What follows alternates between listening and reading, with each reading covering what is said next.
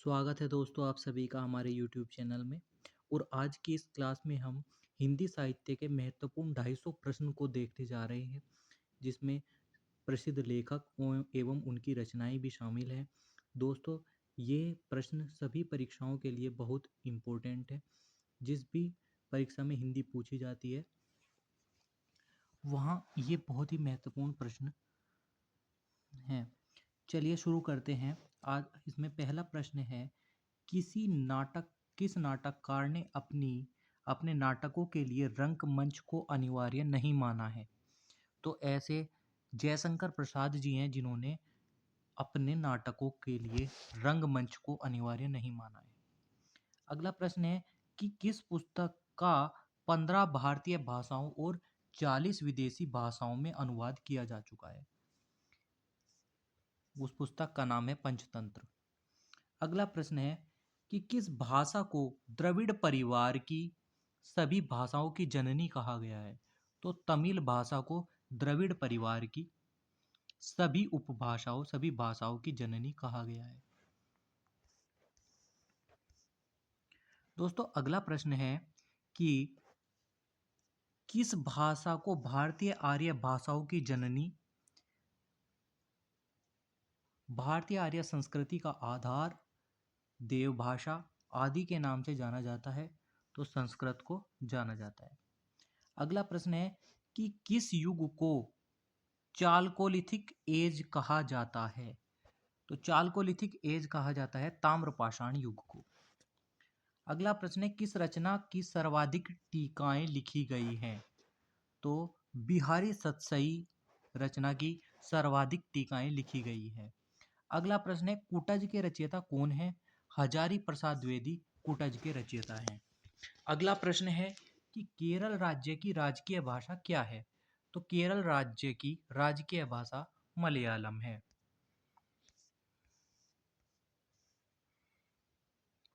अगला प्रश्न है कि कौन सी भाषा ऑस्ट्रिक समूह से संबंधित है? खासी भाषा ऑस्ट्रिक समूह से संबंधित है। अगला प्रश्न है कि खड़ी बोली के सर्वप्रथम लोकप्रिय कवि कौन माने जाते हैं? इंपॉर्टेंट प्रश्न है। तो अयोध्या सिंह उपाध्याय हरिओद खड़ी बोली के लोकप्रिय कवि माने जाते हैं। अगला प्रश्न है कि खड़ी बोली का अरबी फारसी में रूप क्या है? उर्दू भाषा। खड़ी बोली का अरबी फारसी में रूप जो है वो उर्दू भाषा है। अगला प्रश्न है कि गंगा छवि वर्णन कविता के रचनाकार कौन है? गंगा छवि वर्णन के कविता के रचनाकार कौन है? भारतेंदु हरिश्चंद्र है। अगला प्रश्न है कि गागर में सागर भरने का कार्य किस कवि ने किया है? तो कवि बिहारी जी ने गागर में सागर भरने का कार्य किया है। अगला प्रश्न है कि गाथा या गाहा कहने से किस लोक प्रचलित काव्य भाषा का बोध होता है? तो प्राकृत काव्य भाषा का बोध होता है। अगला प्रश्न है कि गुप्त वंश का संस्थापक कौन था? तो इसका सही उत्तर है श्रीगुप्त। अगला प्रश्न है कि गोदान किसकी कृति है? तो गोदान प्रेमचंद जी की कृति है। अगला प्रश्न है गौतम बुद्ध ने अपने उपदेश के बारे में सबसे अधिक किस स्थान पर दिए? गौतम बुद्ध ने अपने सबसे ज्यादा उपदेश जो दिए वो श्रावस्ती में दिए। अगला प्रश्न है कि घनिष्ठ की शुद्ध उत्तरावस्था क्या है? तो घनिष्ठर। चंद्र बरदाई किसके दरबारी कवि थे? तो चंद्र बरदाई पृथ्वीराज चौहान के दरबारी कवि थे। अगला प्रश्न है कि चंदन विष व्याप्त नहीं लिपटे रहते भुजंग इस प्रस्तुत पंक्ति के रचयिता कौन है? तो रहीम इस पंक्ति के रचयिता हैं। अगला प्रश्न है कि चरणदास चोर किसकी नाटक कृति है? तो हबीबत तनवीर जी की कृति है चरणदास चोर। चांद का मुंह टेढ़ा काव्य के रचयिता कौन है? इंपोर्टेंट प्रश्न है। गजानन माधव मुक्तिबोध। गजानन माधव मुक्तिबोध चांद का मुंह टेढ़ा के रचयिता हैं। अगला प्रश्न है कि चारु शब्द की शुद्ध भावात्मक संज्ञा क्या है? चारु शब्द की शुद्ध भावात्मक संज्ञा चारुता है। अगला प्रश्न है कि चिंतामणि के रचयिता कौन है? तो चिंतामणि के रचयिता है रामचंद्र शुक्ल।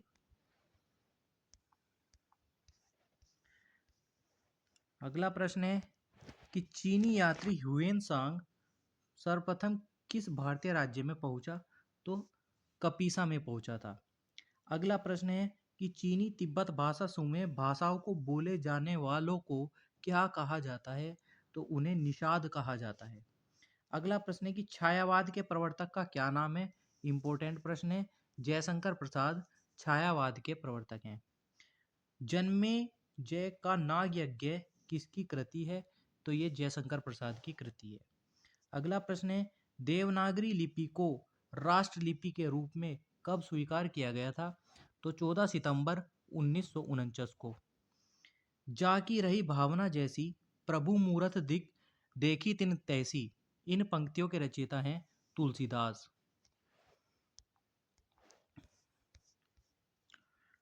अगला प्रश्न है जो अपनी जान खपाते हैं उनका हक उन लोगों से ज्यादा होता है जो केवल रुपया लगाते हैं।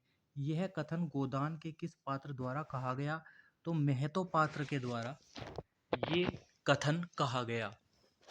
अगला प्रश्न है कि जो जिन शासन बशियु सो मई कहियु साऊ, जो पालई सई भाऊ करी सो तरी पायु पारू। इस दोहे के रचनाकार का नाम है देवसेन।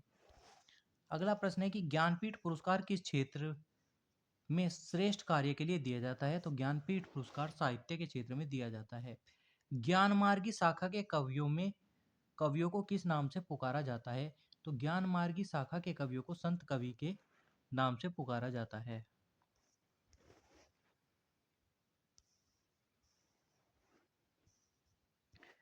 अगला प्रश्न है कि झरना काव्य संग्रह के रचयिता कौन है?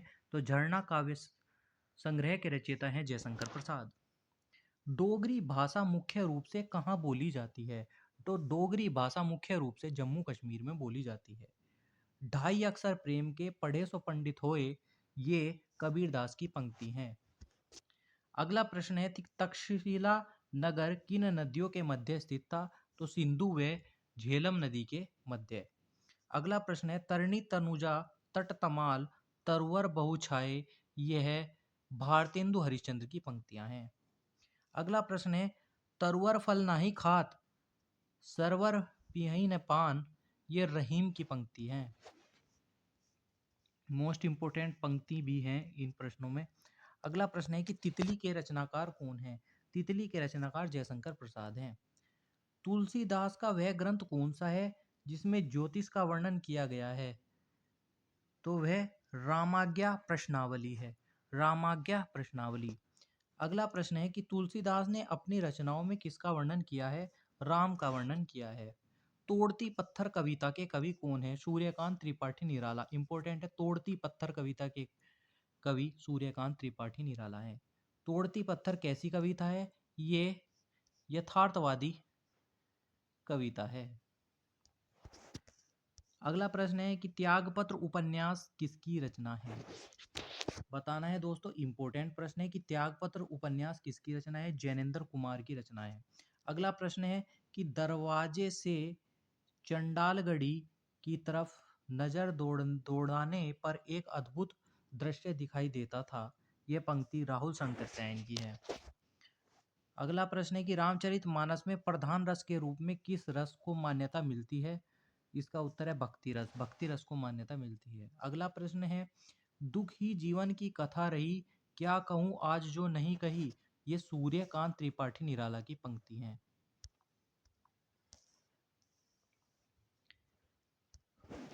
प्रश्न संख्या 50 है दुरित दुख दैन्य नैते जब ज्ञात, अपरिचित जरा मरण रूप पात, ये सुमित्रा नंदन पंत की पंक्तियां हैं।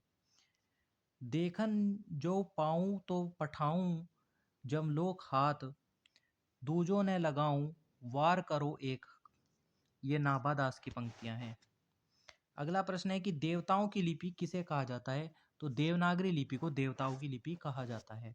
देवनागरी लिपि का विकास किस लिपि से हुआ है? देवनागरी लिपि का विकास ब्राह्मी लिपि से हुआ है। अगला प्रश्न है कि जब जब होए धर्म की हानि, बढ़े असुर अधम अभिमानी, ये तुलसीदास की पंक्ति हैं। देश का पहला राष्ट्रीय हिंदी संग्रहालय कहाँ स्थापित किया गया जा रहा है? आगरा इसका सही आंसर है। अगला प्रश्न है, देश में एकमात्र किस राज्य की राजभाषा अंग्रेजी है? तो नागालैंड की राजभाषा अंग्रेजी है। दोहा कोश के रचयिता कौन है? सर हपा दोहा कोश के रचयिता हैं। द्रविड़ भाषाओं में सर्वाधिक बोली जाने वाली भाषा क्या है? तेलुगु द्रविड़ भाषाओं में बोले जाने वाली सर्वाधिक भाषा है। अगला प्रश्न है, द्विवेदी युग का नामकरण किसके नाम पर हुआ है? तो द्विवेदी युग का नामकरण महावीर प्रसाद द्विवेदी के नाम पर हुआ है। ध्रुव स्वामिनी नाटक के रचयिता कौन है? जयशंकर प्रसाद ध्रुव स्वामिनी नाटक के रचयिता हैं। नमक का दरोगा कहानी के लेखक कौन है? प्रेमचंद नमक का दरोगा कहानी के लेखक हैं। नयन जो देखा कमल सा निर्मल नीर शरीर, ये जायसी की पंक्तियां हैं। नर की ओर नल नीर की गति एक एक करी जोय, ये बिहारी लाल की पंक्तियां हैं।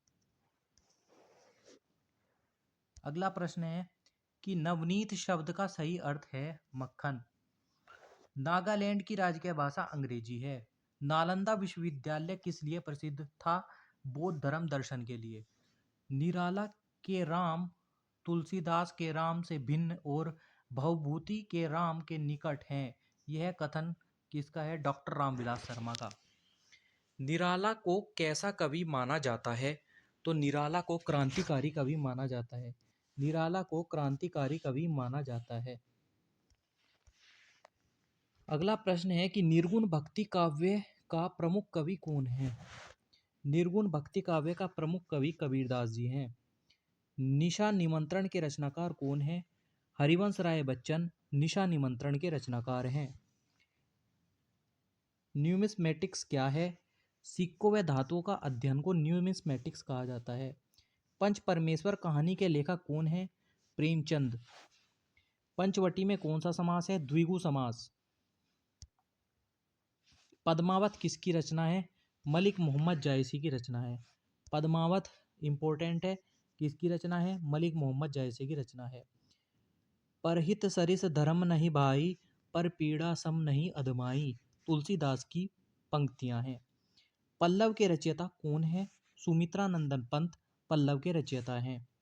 पवित्रता की माप है मलिनता, सुख का आलोचक है दुख, ये देवसेना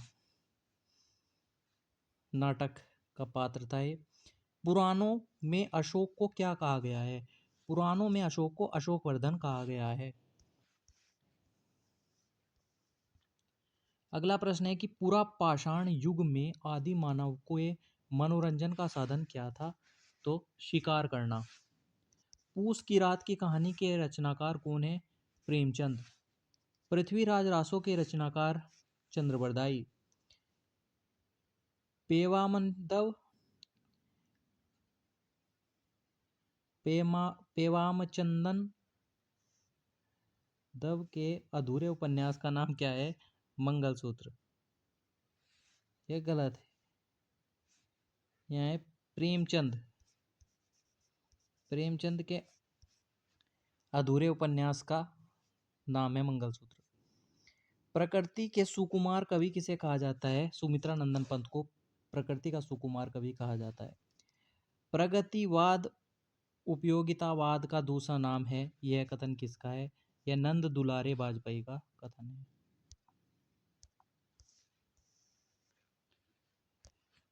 इंपॉर्टेंट प्रश्न है कि प्रथम सूफी प्रेमाख्यान काव्य के रचयिता कौन है? मुल्ला दाऊद। इन्हें प्रथम सूफी कवि भी कहा जाता है, मुल्ला दाऊद को।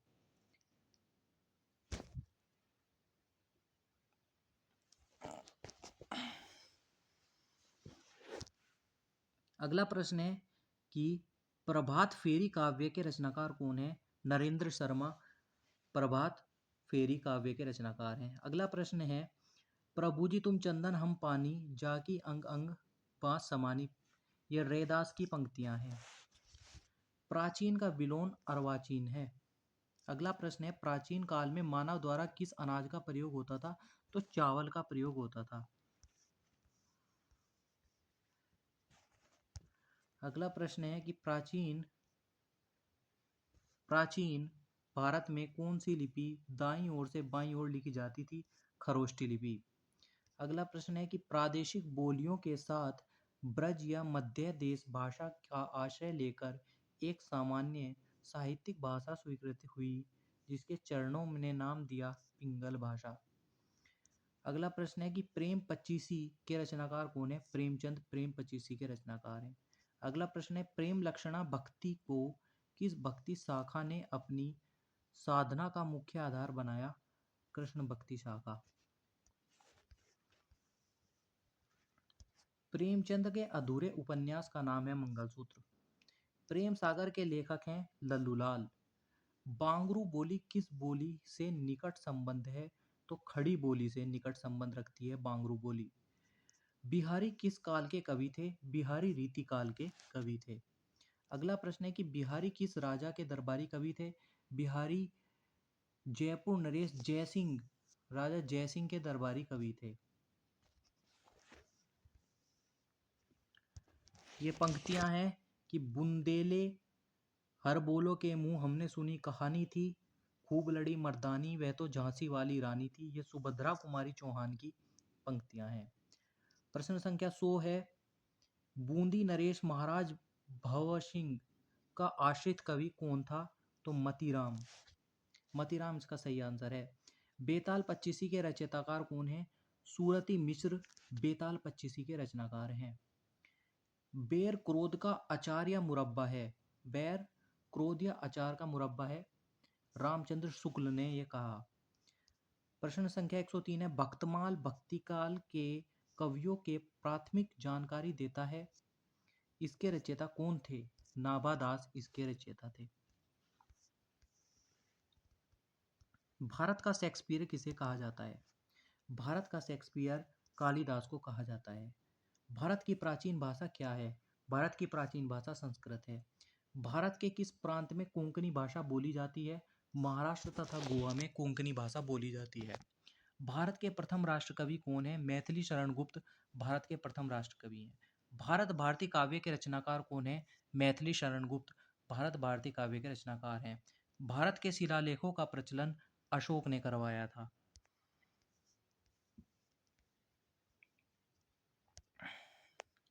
भारत में संस्कृत माँ है, हिंदी बहुरानी और अंग्रेजी नौकरानी किस महापुरुष के अनमोल वचन है? ये डॉक्टर कामिल बुल्के के वचन है। अगला प्रश्न है कि भारत में सबसे अधिक बोला जाने वाला भाषाई समूह क्या है? तो इंडो आर्यन भाषाई समूह। भारत में सबसे कम बोला जाने वाला भाषाई समूह है चीनी तिब्बत भाषाई समूह। भारत में सर्वाधिक लोगों द्वारा कौन सी भाषा बोली जाती है? तो हिंदी देवनागरी लिपि भारत में सर्वाधिक लोगों द्वारा बोली जाती है। भारतीय इतिहास में कौन सा स्रोत प्राचीन भारत के व्यापारिक मार्गों पर मौन है? मिलिंद पान्हो। अगला प्रश्न है कि भारतीय भाषा को कितने प्रमुख वर्गों में बांटा गया है? भारतीय भाषा को 4 प्रमुख वर्गों में बांटा गया है। अगला प्रश्न है कि भारतीय भाषाओं में कौन सी भाषा द्रविड़ भाषा की उत्पत्ति नहीं है? तो मराठी जो भाषा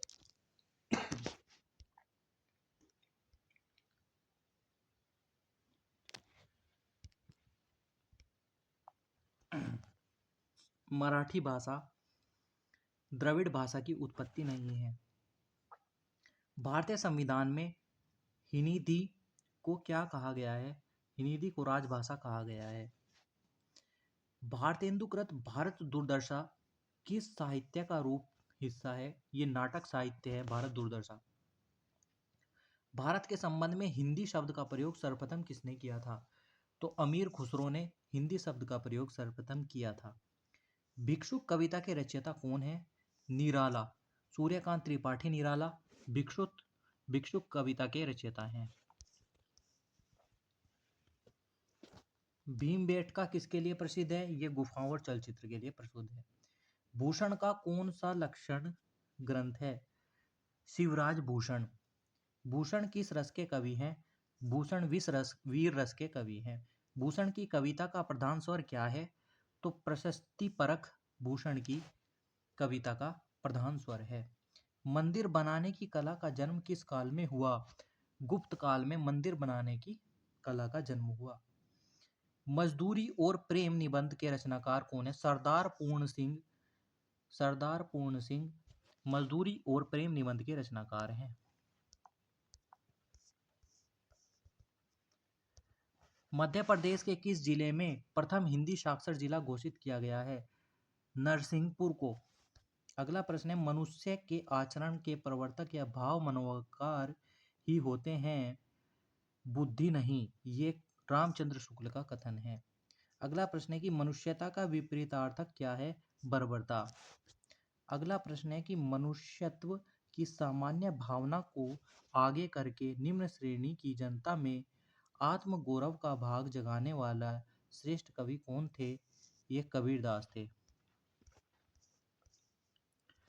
अगला प्रश्न है कि मसी कागज छुयो नहीं, कलम नहीं गही नहीं हाथ। ये कबीरदास की पंक्तियां हैं।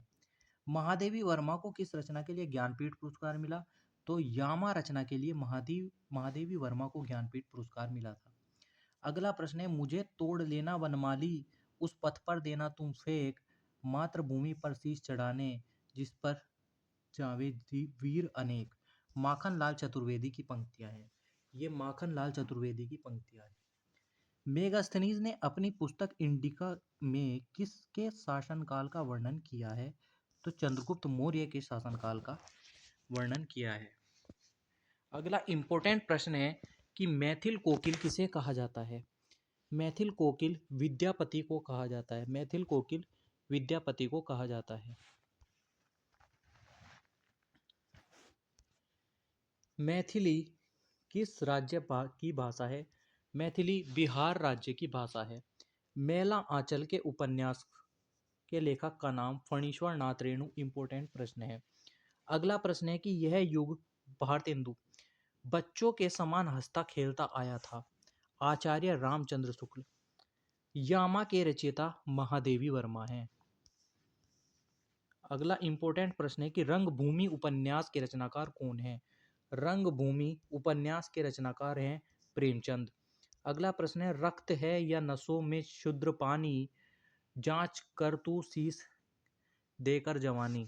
माखन लाल चतुर्वेदी की पंक्तियां हैं। अगला प्रश्न है कि रस मीमांसा रस सिद्धांत से संबंधित पुस्तक है। इस पुस्तक के लेखक आचार्य रामचंद्र शुक्ल हैं। रसिक प्रिया के लेखक केशव दास हैं। राग दरबारी के रचयिता श्रीलाल शुक्ल हैं। अगला प्रश्न है कि राजभाषा आयोग के अध्यक्ष कौन थे? बीजी खेर। रानी केतकी की कहानी खड़ी बोली में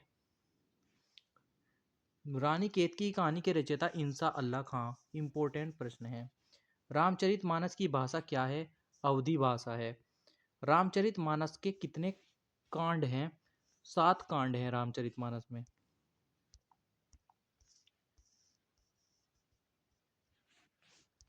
अगला प्रश्न है कि दिवावसान का समय, मेघ में आसमान से उतर रही वह संध्या सुंदरी, परिसी धीरे धीरे। सूर्यकांत त्रिपाठी निराला की पंक्तियां हैं। अंग्रेजी भाषा को किस भारत में शिक्षा के माध्यम से आरंभ किया गया है?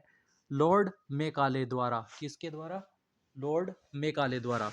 हिंदी का आदि कवि किसे माना जाता है? तो स्वयंभू को हिंदी का आदि कवि माना जाता है। हिंदी का प्रथम उपन्यास कौन सा है? परीक्षा गुरु श्रीनिवास दास वमत का प्रथम उपन्यास है। हिंदी की प्रथम एकांकी एक घूंट है। ये महत्वपूर्ण प्रश्न है। हिंदी की प्रथम एकांकी एक घूंट। अगला प्रश्न है कि हिंदी की प्रथम पत्र उद्दंत मार्तंड है। हिंदी का प्रथम पत्रिका संवाद कौमुदी है। हिंदी की वर्णमाला में कितने स्वर? 11 स्वर और 33 समस्वर या व्यंजन होते हैं। अगला प्रश्न है कि किस समाचार पत्र में खड़ी बोली को मध्य देशीय भाषा कहा गया है? तो बनारस अखबार में खड़ी बोली को मध्य देशीय भाषा कहा गया है। हिंदी के प्रथम कवि कौन है? सिद्ध सरहपा या सरहपा हिंदी के प्रथम कवि हैं। हिंदी के प्रथम गद्यकार कौन है?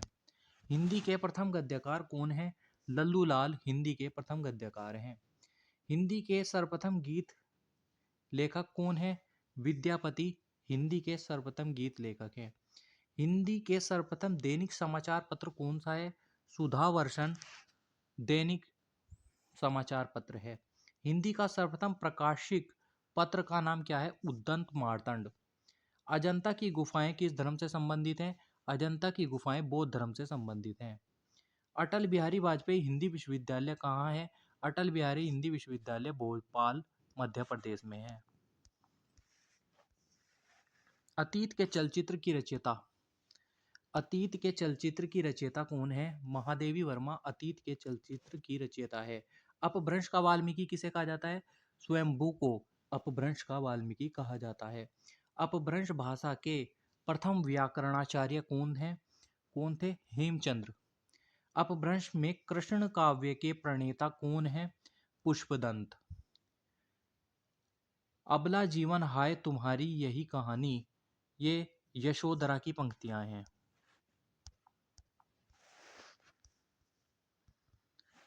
अभिलेखों के अध्ययन को क्या कहते हैं? इपिग्राफी कहते हैं। अमीर खुसरो ने किसके विकास में अग्रणी भूमिका निभाई? अमीर खुसरो ने खड़ी बोली के विकास में अग्रणी भूमिका निभाई। अगला प्रश्न है कि अमीर खुसरो ने जिन मुकरियों, पहेलियों या दो सुखानों की रचना की है, उनकी मुख्य भाषा क्या है? खड़ी बोली है। अवधी भाषा में सर्वाधिक लोकप्रिय महाकाव्य कौन सा है? रामचरितमानस। अगला प्रश्न इंपॉर्टेंट है कि अशोक के फूल निबंध हजारी प्रसाद द्विवेदी की रचना है। अष्टछाप के सर्वश्रेष्ठ भक्त कवि कौन है? सूरदास अष्टछाप के सर्वश्रेष्ठ भक्त कवि हैं। अगला प्रश्न है कि आंख की किरकिरी होना का अर्थ है अप्रिय लगना। अप्रिय लगना। आंसू आंसू के रचनाकार जयशंकर प्रसाद। महत्वपूर्ण प्रश्न है। आंचलिक रचनाएं किससे संबंधित है? क्षेत्र विशेष से संबंधित होती हैं आंचलिक रचनाएं। आचार्य रामचंद्र शुक्ल ने त्रिवेणी में किन तीन महाकवियों की समीक्षाएं प्रस्तुत की है? तो सूरदास, तुलसीदास और जायसी की समीक्षाएं प्रस्तुत की है।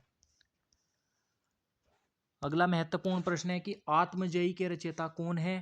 कुंवर नारायण आत्मजयी के रचयिता हैं।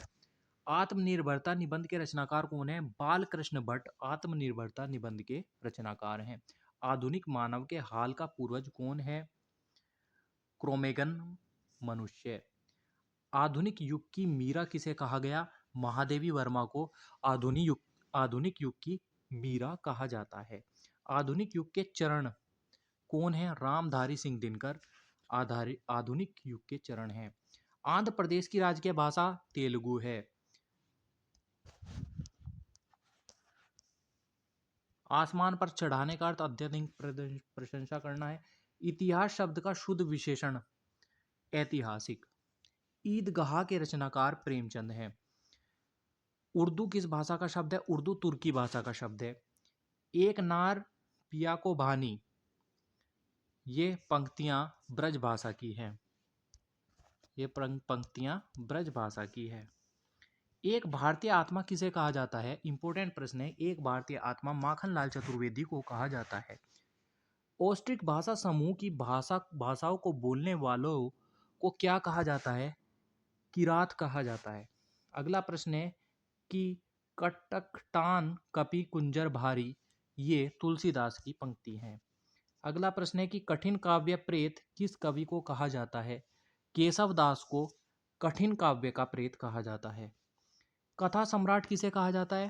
प्रेमचंद को कथा सम्राट कहा जाता है। मोस्ट इंपोर्टेंट क्वेश्चन है कि कबीर दास की भाषा क्या थी? तो सदुक्कड़ी कबीर दास की भाषा थी।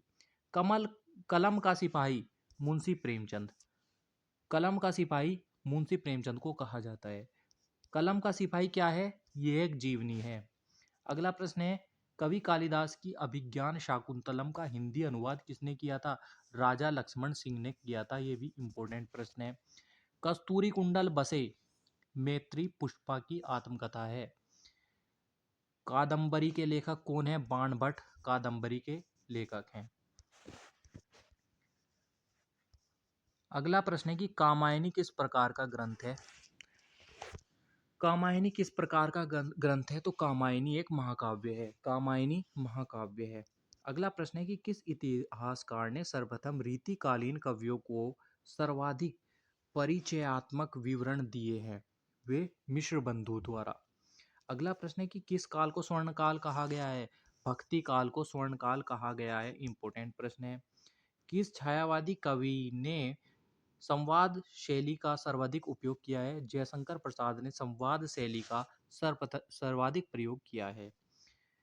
किस देश में अधिकतम संख्याओं में भाषा बोली जाती है, तो भारत देश में।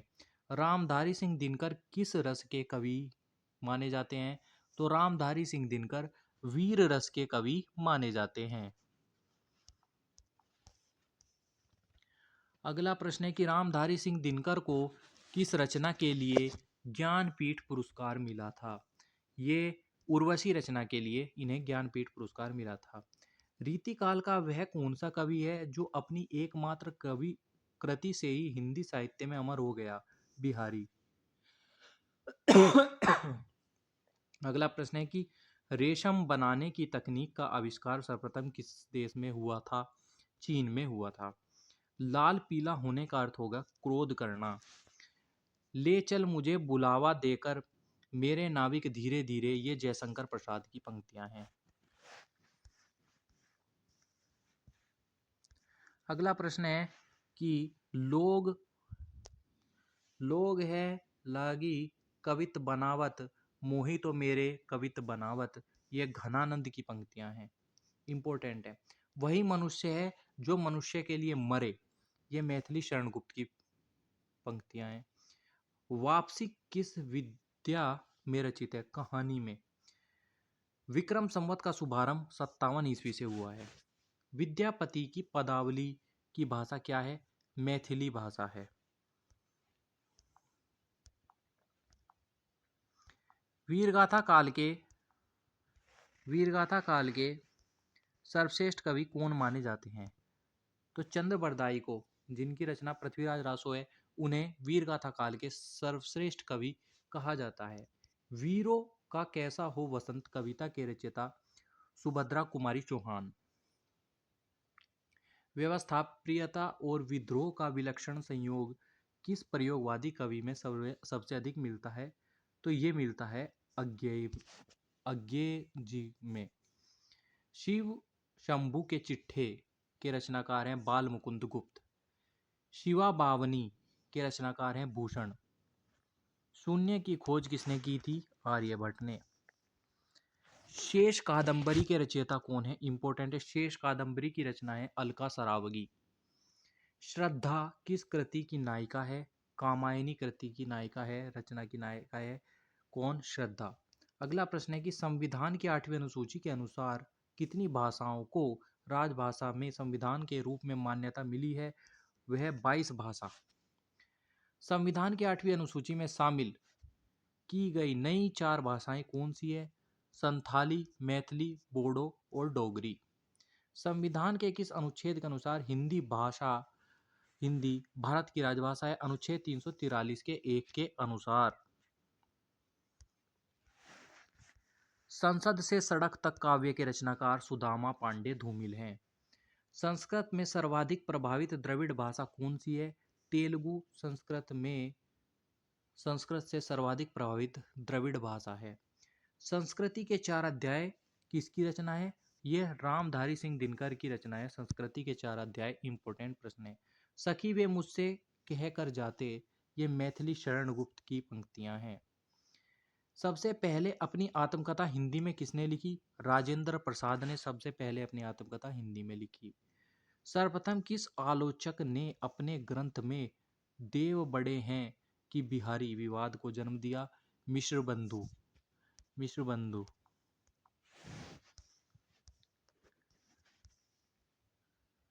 अगला प्रश्न है कि सर्वप्रथम किस विदेशी यात्री ने भारत की यात्रा की, तो फाहियान ने।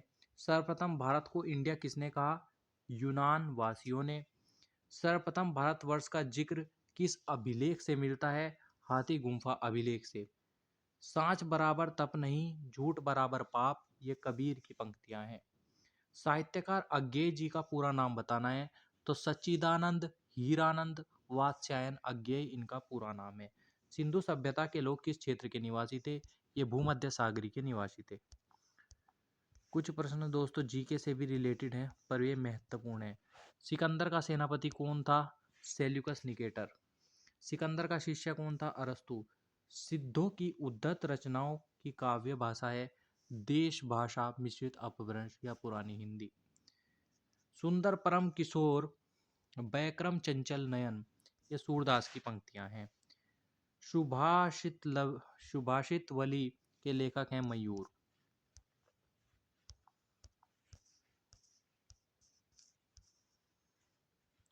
अगला प्रश्न है सुहाग के नुपुर के रचयिता कौन है? अमृतलाल नागर हैं। सुदर्शन झील का पुनरुद्धार किसने कराया? स्कंदगुप्त ने। सूरदास के गुरु कौन थे? वल्लभाचार्य। तो दोस्तों हमने इम्पोर्टेंट 250 प्रश्न ही देखे, इसमें थोड़े बहुत जीके के भी क्वेश्चन थे, लेकिन जो हिंदी साहित्य के क्वेश्चन थे अच्छे क्वेश्चन थे सब। धन्यवाद दोस्तों।